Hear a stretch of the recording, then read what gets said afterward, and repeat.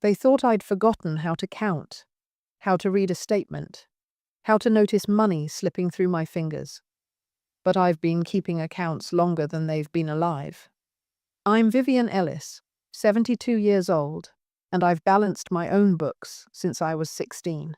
I worked as a bookkeeper for nearly 4 decades, through carbon copy ledgers, clunky calculators, and finally into the age of online banking. Numbers don't scare me. Numbers have been my steady companions in a life full of unpredictable people. But apparently, to my family, that all means nothing now. The first hint came on an ordinary Tuesday. My daughter-in-law, Carla, stopped by unannounced with one of those fixed smiles that never quite reaches the eyes. She brought a pie, the kind she knows I can't eat because of my sugar. "Oh, it's just a little treat," she said, as if I'd been waiting all week for her to grace me with her presence. We sat in my kitchen, the afternoon light pouring in, her eyes scanning the counter like she was inventorying my life.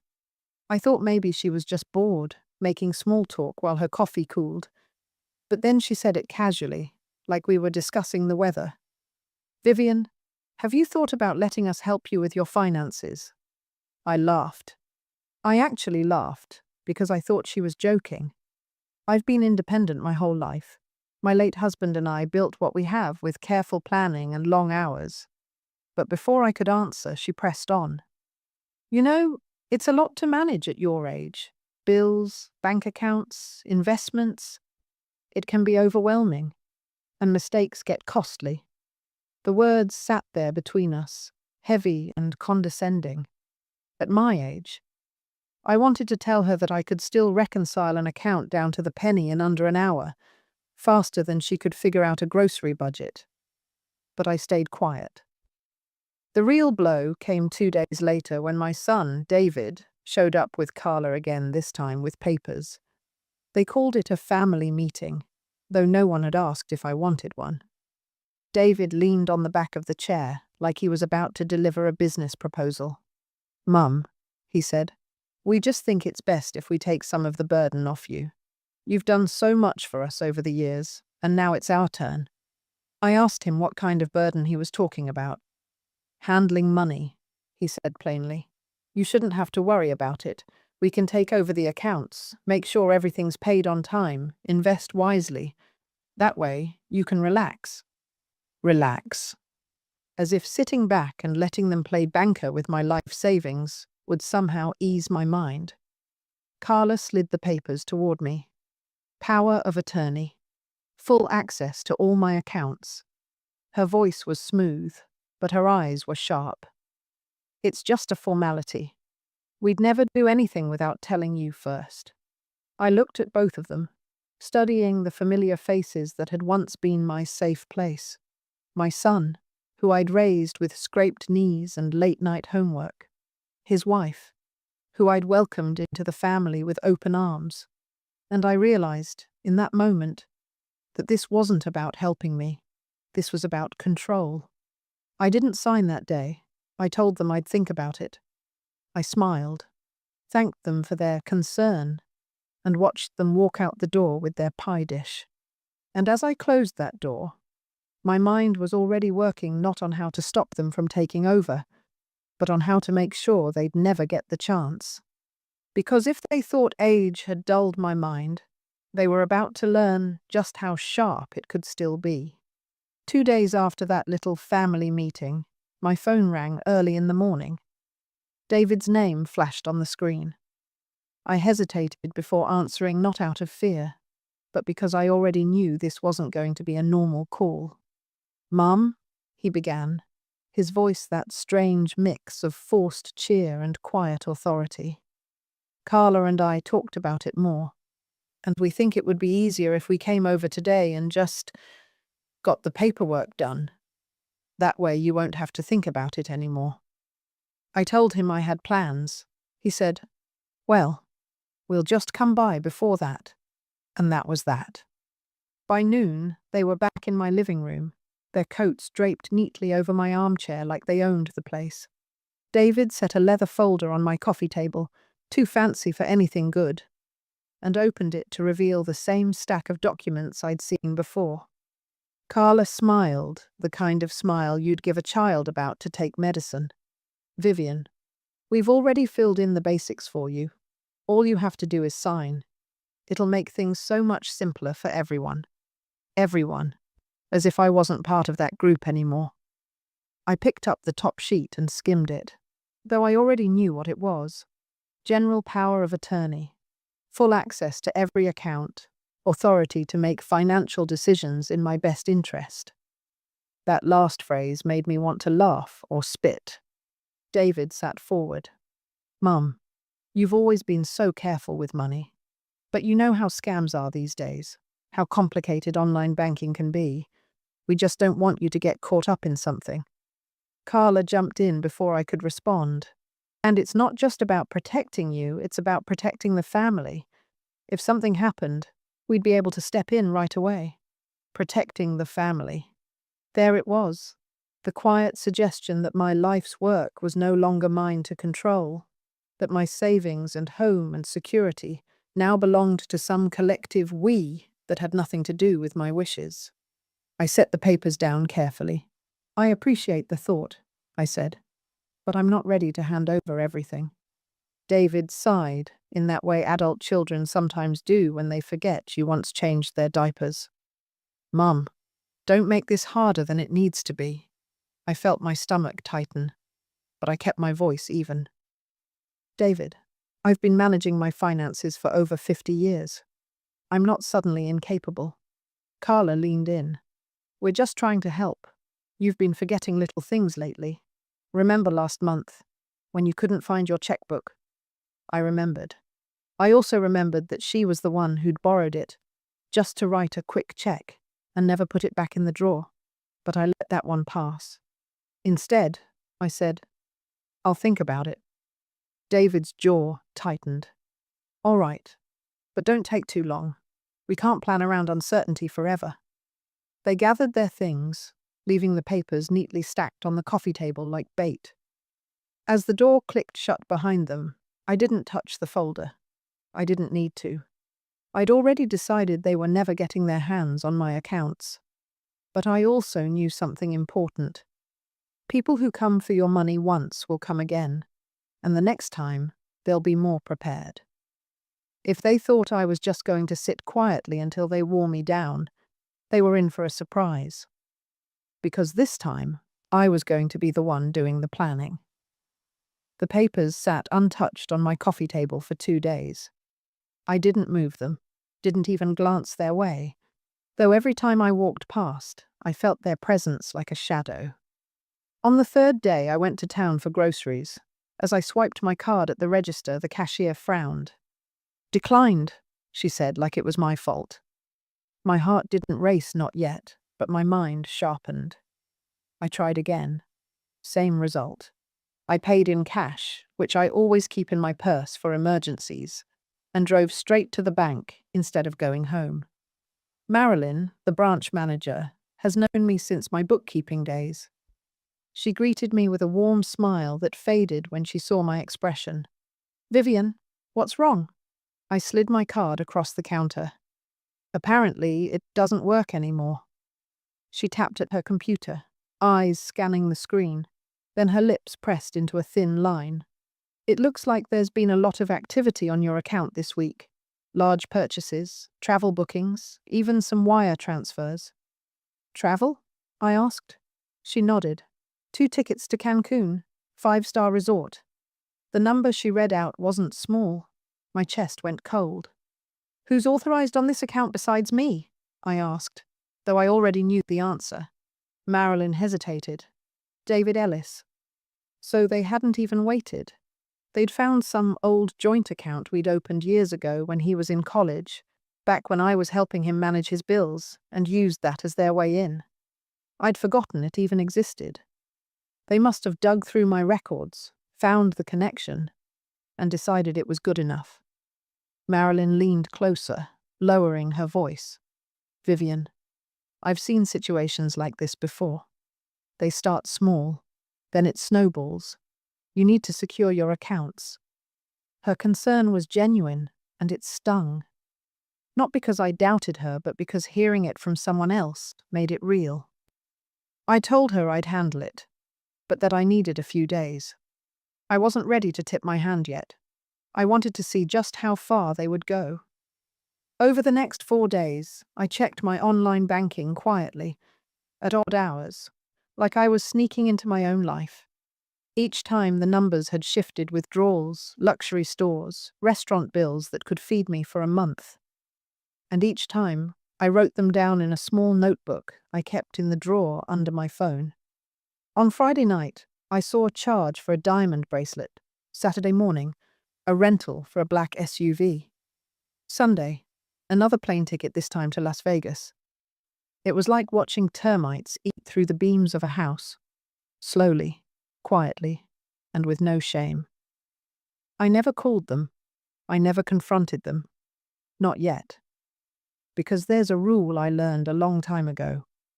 When someone is digging themselves into a hole, you don't grab the shovel. You just stand back and let them dig until they can't climb out. By Monday, I had enough evidence to fill 3 pages, enough to prove intent, not just accidents or oversights, enough to shut them down completely. And as I closed my notebook that night, I knew exactly what I was going to do. I wasn't just going to stop them. I was going to make sure that the next time they thought about underestimating me, they'd remember the day their cards went cold in their hands and the sound of my voice when I finally picked up the phone. The following morning, I was at my kitchen table by 6 a.m., coffee steaming beside me, my little notebook open to the neat columns of dates, amounts, and merchants. I'd always been meticulous, but now every number felt like ammunition. I called Robert Kendall, my lawyer for the past 20 years. We'd navigated my late husband's estate together, and I trusted him more than anyone when it came to protecting what was mine. "Vivian," he said after I explained, "you've done exactly the right thing by documenting everything. The joint account is a weak point, but we can close that gap. More importantly, we can lock down every cent in your name before they have a chance to touch it." I could hear him flipping pages, already pulling forms from whatever file he kept on me. "I'll prepare the paperwork to revoke any lingering authorizations.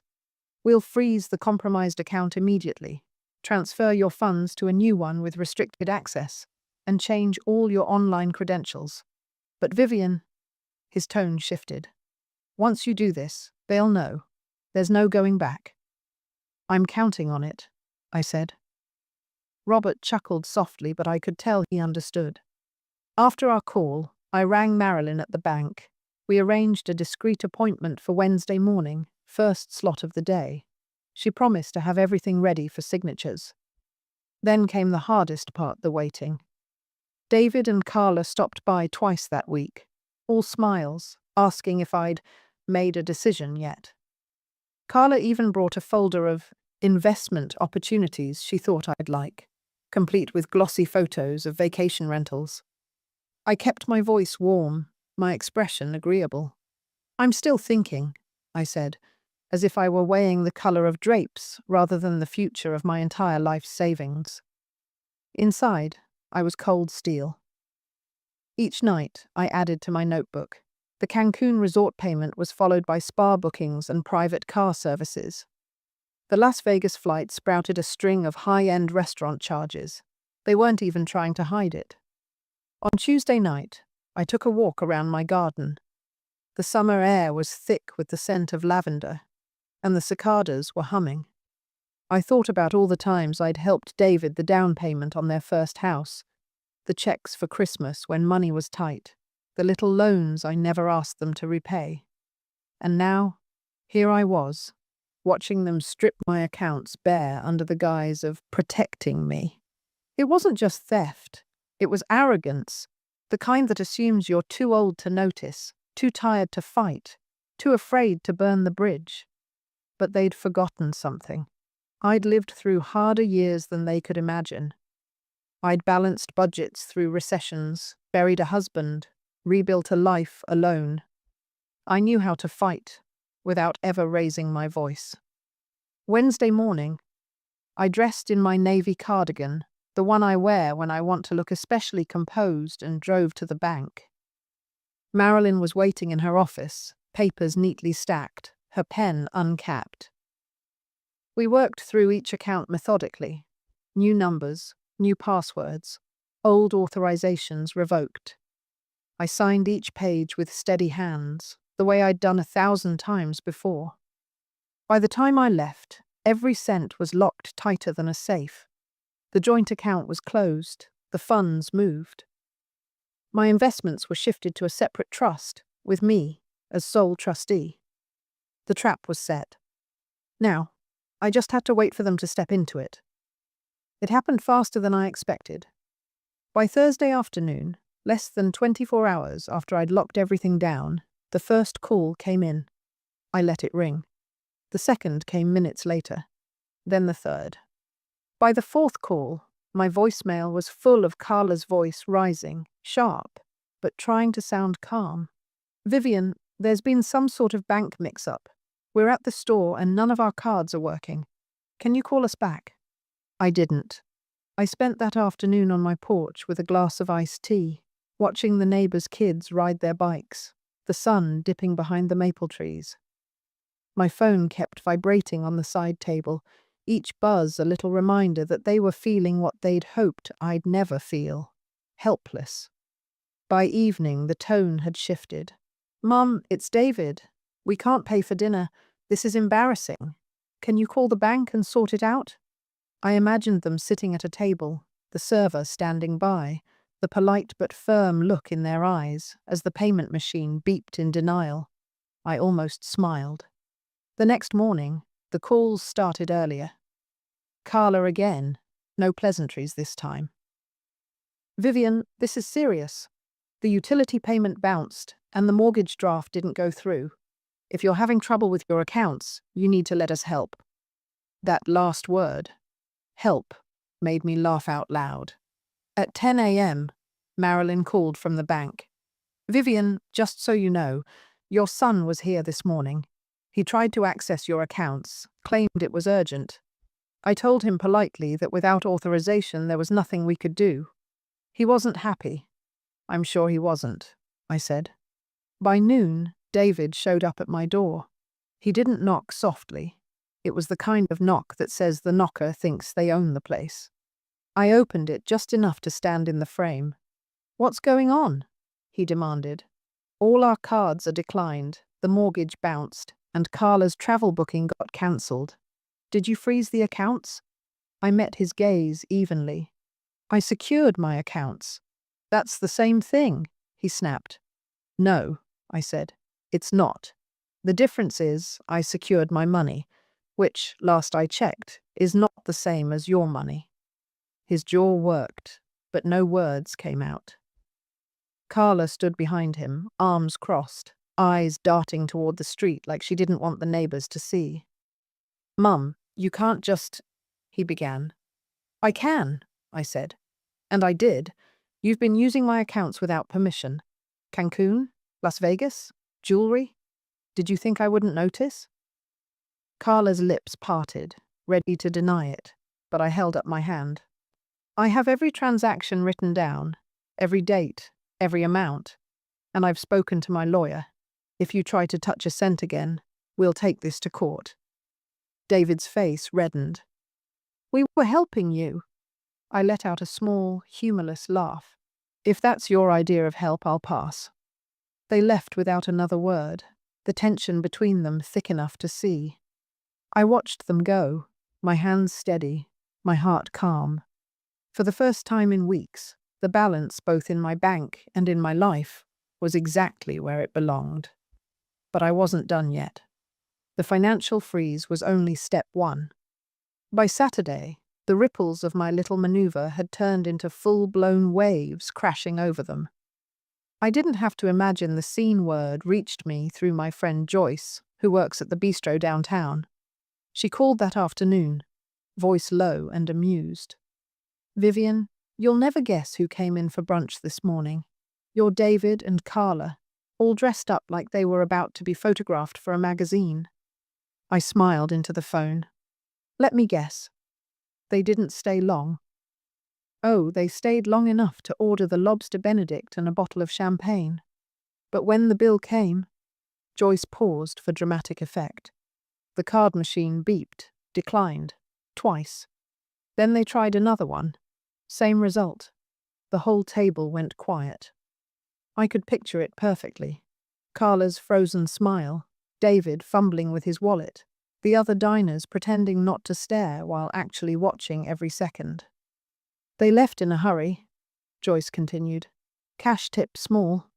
Carla's face could have soured milk. After I hung up, I made myself a cup of tea and sat at the kitchen table, the late afternoon light spilling across the wood. I thought about calling them, but decided to wait. Let them stew a little longer. Let the whispers spread. By Monday, they couldn't hold it in any longer. My phone rang mid-morning. David didn't bother with, "Hello."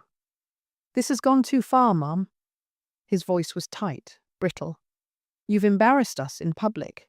People are talking." I let the silence stretch. "We had friends with us," he added, as if that fact alone should sway me. "And I had a life's worth of savings," I said finally, "before you started treating it like an all-you-can-eat buffet." Carla's voice cut in from the background. "It's not like we were stealing. We just used what was available. We would have paid it back." "Interesting," I said, "because in all my decades of managing money, I've never known to paying it back to involve spa packages and diamond bracelets." David's tone hardened. "You're making a mistake, Mum. We could have helped you manage things. Now you've made it personal." "It is personal," I said, my voice steady. "You went behind my back, used an old account without permission, and drained it like it was yours. You underestimated me. That's the mistake." He tried one more tactic, the wounded son act. "We're family. Family's supposed to trust each other." I leaned back in my chair, the warmth of the teacup in my hands. "Trust is earned, David. And you've spent the last month showing me exactly why you can't be trusted." Carla muttered something I couldn't catch, and then the line went dead. I set the phone down and exhaled slowly. The weight that had been pressing on me for weeks was gone. I'd taken back control, and they knew it. Still, there was one more thing I needed to do, something that would make sure they never, ever tried this again. Because freezing the accounts was one thing, but making sure they understood the cost of crossing me, that would be the true lesson. The following week, I met with Robert again, this time in his quiet corner office that smelled faintly of old books and cedar.